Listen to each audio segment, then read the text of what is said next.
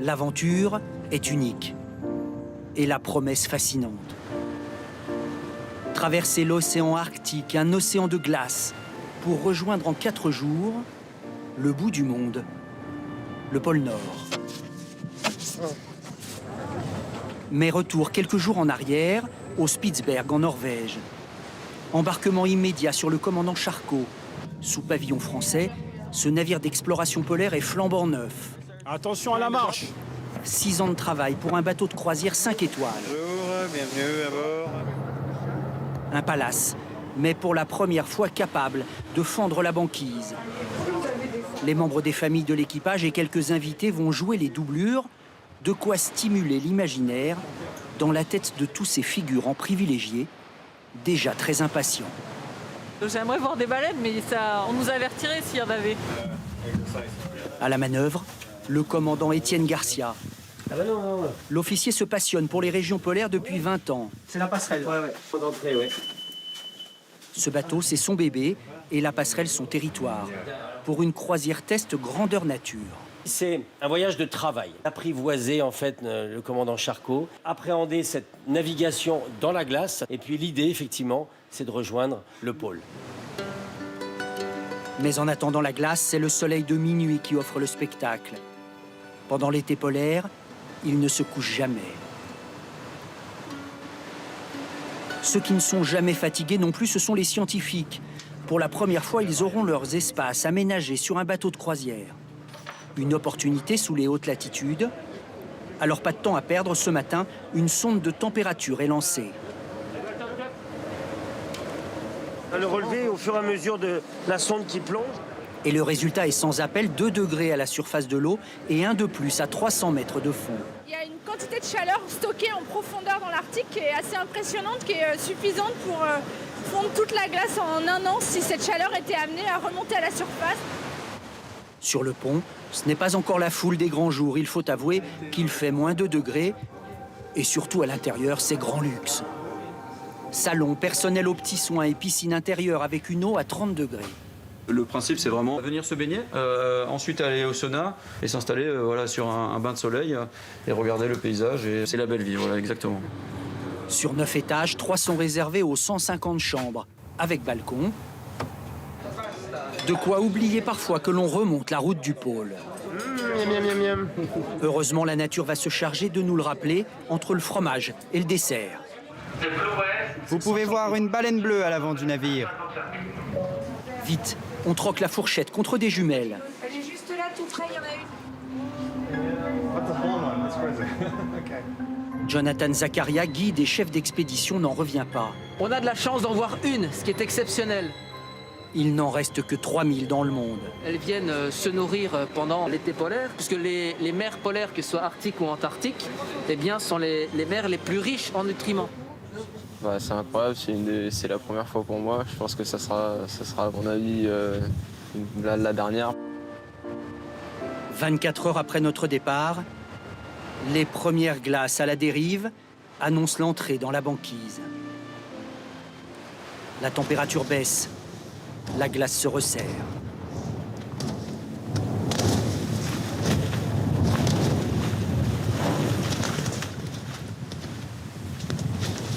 Imperturbable, le commandant Charcot taille sa route. Une occasion en or pour ces jeunes élèves de l'école de la marine marchande au Havre. Enfin, pas en marche avant. Sortir de la théorie pour observer la pratique. Première année se faire le pôle Nord, pas mal.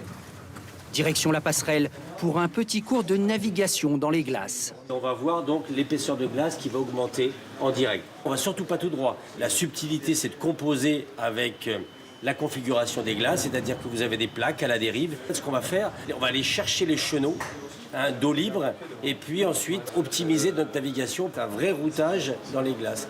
On est bien placé pour apprendre plein de choses et en prendre plein la vue.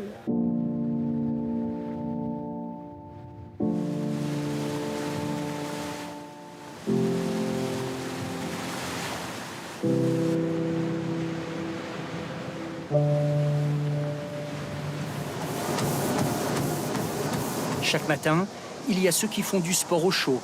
Le spectacle se renouvelle en permanence. Incroyable. Et puis ceux qui n'ont jamais froid. Ces trois-là sont toujours en t-shirt. C'est ceux qui viennent directement du Groenland, un petit village du nord-ouest du Groenland de Kuchlorswark. Donc ils sont un peu habitués au froid, donc voilà. Habitués aussi au nanook, l'ours blanc. Ils se disent maintenant on va voir des ours, parce que sur la banquise là on devrait croiser des ours. Et ils ne se trompent jamais. Alors silence pour cet incroyable moment de grâce. They look pretty big, at least when you saw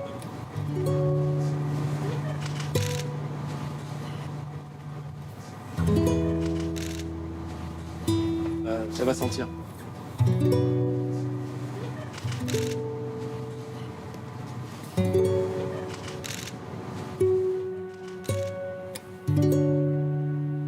C'est vraiment un cadeau de les voir comme ça.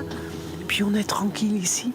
Et c'est super parce que du coup, on la laisse venir vers nous.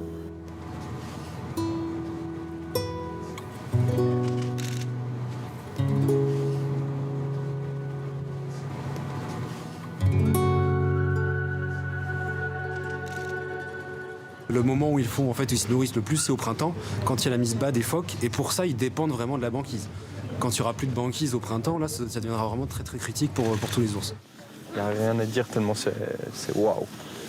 Ce sont des moments uniques. Et on est ébloui, époustouflé à chaque observation. Après ce cadeau de la nature, sur le pont, c'est comme une prise de conscience. On ressent que oui, il y a besoin de les préserver parce qu'au final, voir tout ça disparaître une fois qu'on est devant, c'est inimaginable en fait de se dire qu'on pourrait causer la disparition de tels endroits. Une chose est sûre, en tout cas, la compagnie a mis tous les atouts de son côté. Et il suffit de descendre à la salle de contrôle des machines pour comprendre. Là, c'est ce qu'on peut appeler communément une usine à gaz. Dans ces cuves, le gaz naturel a remplacé le fioul lourd et permet de réduire les émissions de CO2 de 25%. De plus, pour la première fois, un système hybride électrique avec 50 tonnes de batterie diminue la consommation de carburant de 10%. Il était inconcevable d'imaginer un navire qui navigue dans des eaux polaires sans mettre tous les moyens disponibles sur le marché aujourd'hui pour réduire au maximum notre empreinte environnementale. Mais sur cet océan gelé, fragile, fondre la glace, même tout en douceur, a-t-il un impact? Nous avons été posé la question cabine 603. Bonjour. Jacques Maire est ce qu'on appelle un observateur averti, député. Il est membre du groupe d'études sur les pôles et depuis le départ, il observe. Il y a évidemment un impact négatif parce qu'on émet du carbone. Est-ce que cet impact, au-delà du climat, c'est la destruction de l'environnement? Non. Il suffit de regarder ce qui se passe ici. On est monté il y a 3 jours, on est dans la glace de mer. Eh bien, un coup de vent et tout se reforme. Notre route, il y a 3 jours, a disparu pour l'essentiel. Nous ne sommes plus qu'à 56 km du pôle. Nous avons l'impression de glisser sur une immense patinoire de 12 millions de kilomètres carrés. C'est l'endroit et le moment que choisit le commandant pour stopper les machines. Il veut tester les équipements de sécurité sur la glace. Pour la première fois, nous allons pouvoir sortir. Voilà, le moment est assez émouvant. Ça fait 4 jours que nous naviguons sur le Charcot et pour la première fois, nous allons poser le pied sur la banquise à quelques kilomètres du pôle Nord. Rapidement, dans l'immensité, un périmètre de sécurité est tracé. Vous pouvez aller dans cette direction-là. Et pas s'approcher de là, c'est ça? Oui, c'est ça. Et pas ni proche du bateau, ni devant. Des sentinelles armées guettent d'éventuelles attaques d'ours. Les manœuvres peuvent débuter. Par moins 10 degrés, une seule priorité, tester les matériels de sécurité. Et là, vous aurez l'entrée de l'abri. Des bouées sont déposées pour collecter des données précieuses sur la dérive de la banquise. Ça permet de voir d'une année sur l'autre s'il y a une diminution, une accélération des grands courants. C'est total bonheur. Malgré le froid, personne ne voudrait rater ce moment. Et là, on se sent tout petit à côté du bateau et face à l'immensité des paysages, quoi. On est juste humain et tout petit face à la terre, quoi. Et pas question de traîner, le pôle Nord, c'est pour demain. Le plus dur, c'est de trouver le pôle Nord. Donc il faut trouver vraiment le 90. Et ça, c'est pas facile. Oui, mais ça, c'est le problème du commandant. En remontant sur le bateau, nous pensions passer une soirée calme. Griffonner quelques notes sur cette expérience hors du commun. C'était sans compter le test de toute nouvelle combinaison de survie cachée sous les lits. Je cuis là-dedans. Je me sens comme un Télétubby. Entièrement étanches, elles vous sauveront la vie dans l'eau gelée.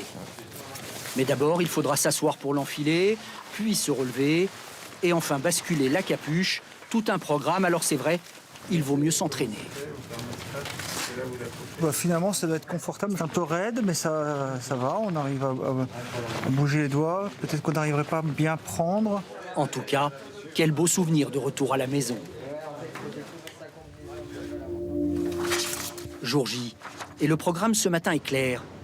Trouver le point 90 degrés nord, le bout du monde dans la glace. Sur la passerelle, le commandant a la pression.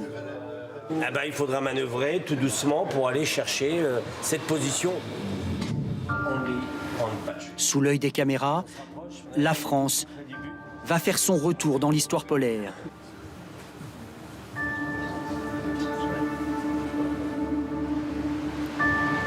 Quand nous serons au niveau du pôle Nord, eh bien, nous nous mettrons en émission 0, donc sur batterie. Je viens à gauche. On augmente. Non, à gauche. 95. Les téléphones portables sont prêts à immortaliser l'instant. Le GPS 90 degrés 00. Mission accomplie pour le commandant Garcia et son navire. Le 6 septembre 2021 à 10h41, il devient le premier bateau battant pavillon français à atteindre le pôle Nord. On est extrêmement ému et donc bravo, bravo, bravo. On l'a fait, on y est. Mais cet exploit, cet enthousiasme et les bulles de champagne ne cachent pas la réalité. Il y a vraiment très peu de glace pour cette situation géographique. C'est une réalité. Et ça, rien que ces images-là, le pôle Nord, il est en plein milieu de la mer. C'est quand même frappant et ça doit faire réagir. Et ce sera sans doute le plus grand défi du commandant Charcot. Sensibiliser à ce réchauffement climatique lorsqu'il transportera des centaines de passagers sous ces hautes latitudes.